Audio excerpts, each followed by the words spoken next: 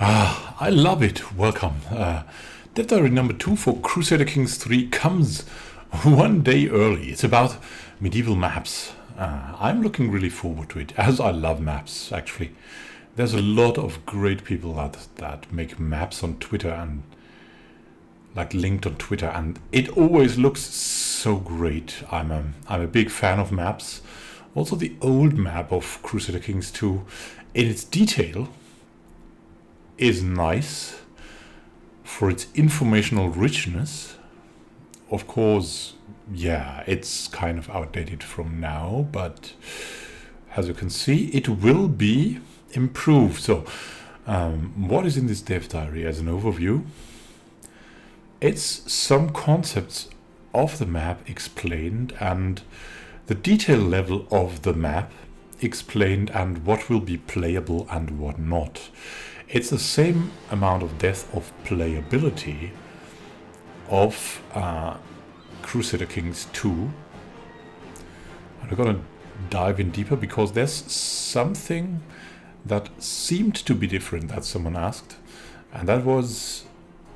well, we'll come to that later. So, that this time it's by the QA lead Servancore.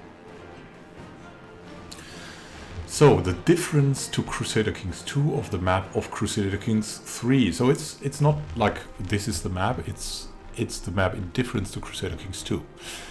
The ambition is, several parts of the map were outdated and a bit underdeveloped. So they wanted to update different areas accordingly because it's a research that is piling up. There's nothing lost because it's history, so it's only things that are you only have additional information. There's no information lost, and this leads to them being able to make the map a little bit more detailed and a little bit more historically accurate. This goes for the entire de jure title hierarchy, so there are several new kingdoms and duchies present. In terms of scope, the map will roughly match that of Crusader Kings 2, but there's a difference. We'll see that later. China is sadly not on the map, but the entirety of Tibet will present, unlike Crusader Kings 2, where the most eastern parts were excluded, and the sub-Saharan Africa is also extended. They've gone all the way to the Nigerian coast. Of course, the dream is to have a world map, right?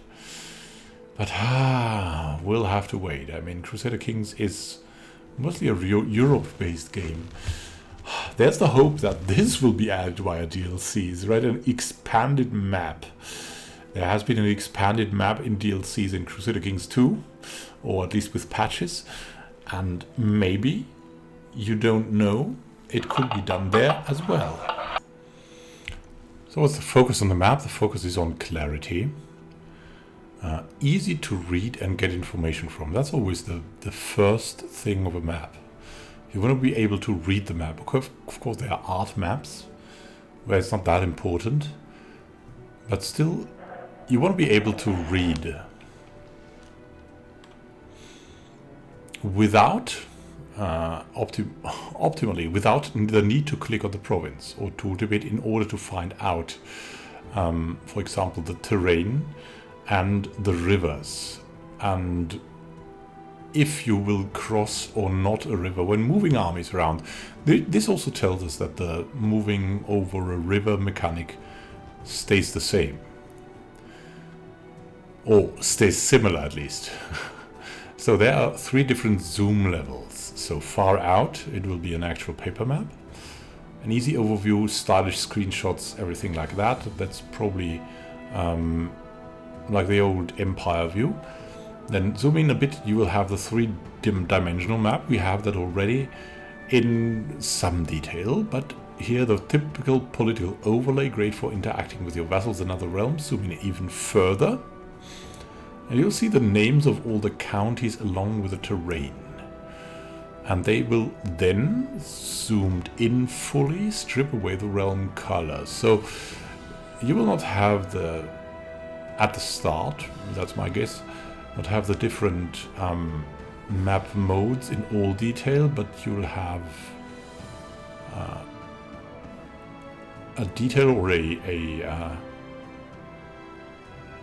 a representation of the information at different zoom levels. So if you want to have different information about the terrain, you will have to zoom in and zoom out.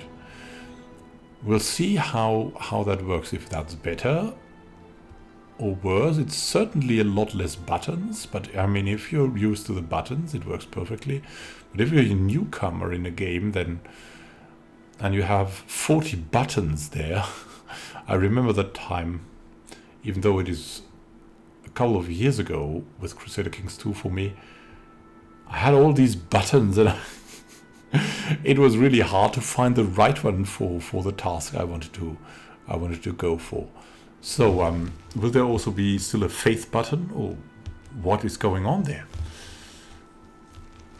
Perfect for moving armies around is, of course, the zooming in, knowing where to pick our battles without the need to switch around to different map modes. So don't worry, we'll still have several map modes for easily accessing different information. So there will be things, but just not like that. So the notable change is handling baronies. In Crusader Kings 2, counties were the smallest entity on the map, a province with several baronies represented through the interface of the county view. So you would only see the baronies through the county view. Like, these were the places you'd have for free. You could add in that potential barony, you could add also like a city or something like that. I believe that's what they mean here. In Crusader Kings 3, they took the next logical step and made baronies into their own provinces. So they've been able to create a map with much more granularity and better accuracy. So actually, as a barony is something that is very land bound, as opposed to a city that also has an area, but I think it's a more limited area.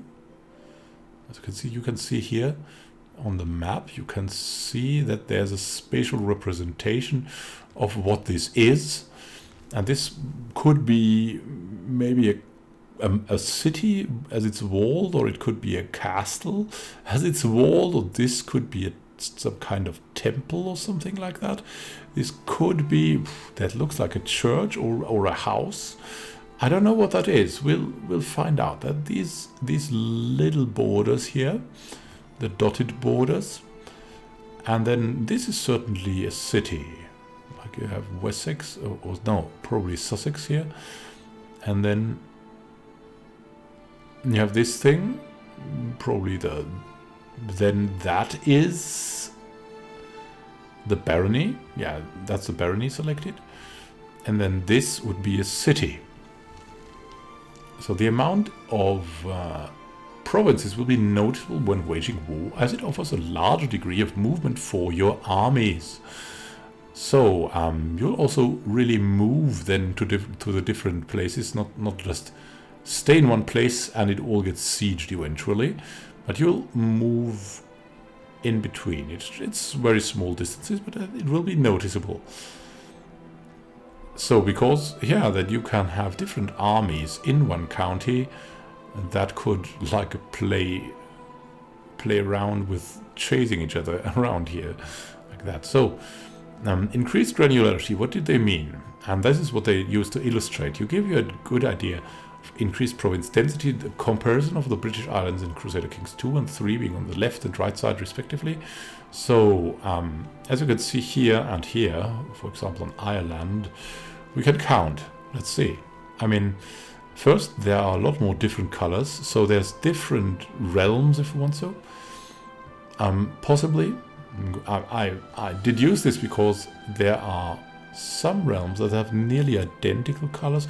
Oh well, maybe it's just a lot of different counties or areas represented. Let's count. 1, 2, 3, 4, 5, 6, 7, 8, 9, 10, 11, 12, 13, 14, 15, 16, 17, 18. Here and here it's 1, 2, 3, 4, 5, 6, 7, 8, 9, 10, 11, 12, 13, 14, 15, 16, 17, 18, 19, 20, 21, 22, 23, 20, or at least double the amount of areas that are represented on the map, and not only as like some square in a menu. So that's really nice. So, but before you all go nuts about playable baronies, no, you cannot play as a baron. That's, I mean, it's maybe a shame, but maybe it's also not a shame, because there's tons of baronies. Yeah, so lowest playable rank will still be that of a count. That may change with DLCs, knowing PDX, but yeah, it's unlikely. There's not a lot of players that would start as the lowest of the lowest, even though there are some, and I would be among them. The emphasis will therefore be on the counties rather than the individual baronies.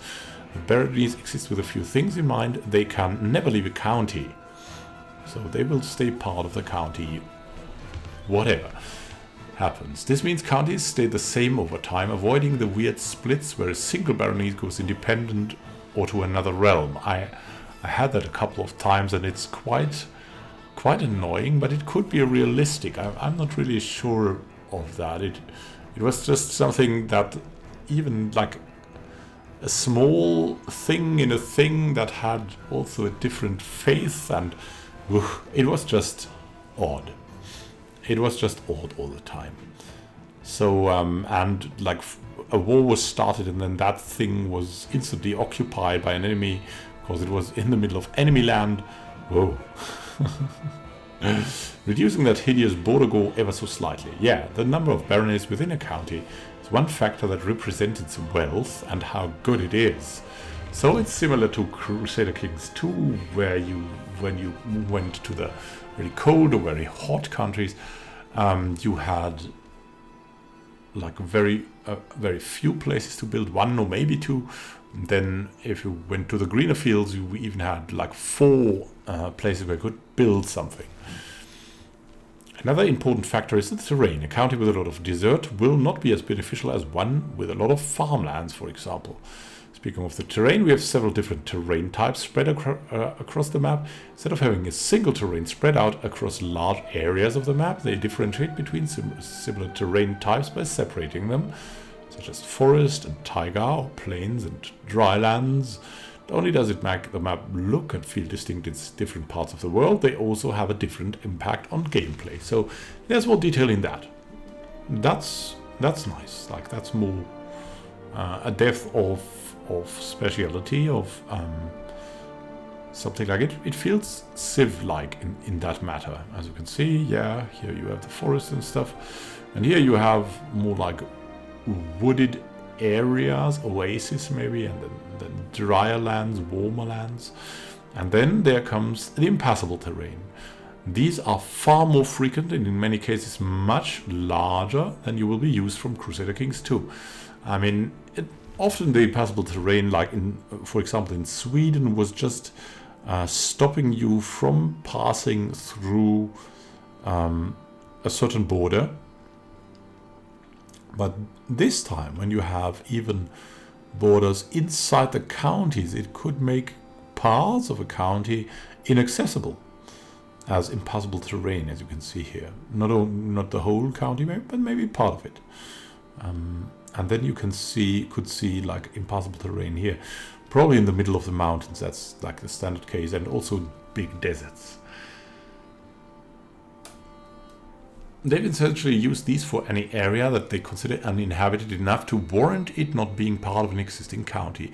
Some of the areas have plenty of smaller impassable provinces, such as the mountains surrounding Bohemia, while others have fewer and far larger pieces of inhospitable land, such as the deserts of Arabia and Syria. And this is also a strategic thing, right? It was in Crusader Kings 2. It would limit your movement, and through that we come to that, impassable terrain cannot be traversed by armies, often creating bottlenecks that you will have to pass through, or perhaps even choose to go around should it be heavily fortified.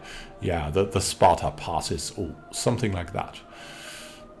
And this was the early sneak peek of the map, and hopefully they'll show more to us in the future. Let's look a little bit more into these maps detailed. This could be swamp. It looks very nicely. If you zoom in, it looks a little bit more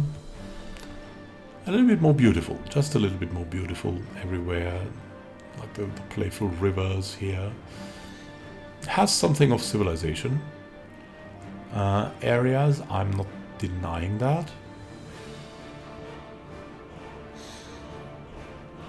And it's also a more variable terrain look. It was good from the variation in the old one,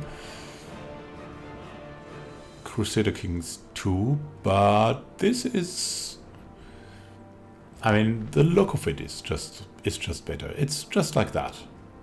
It's just like that. You can feel the sand, and still it has somehow, and also through the letters,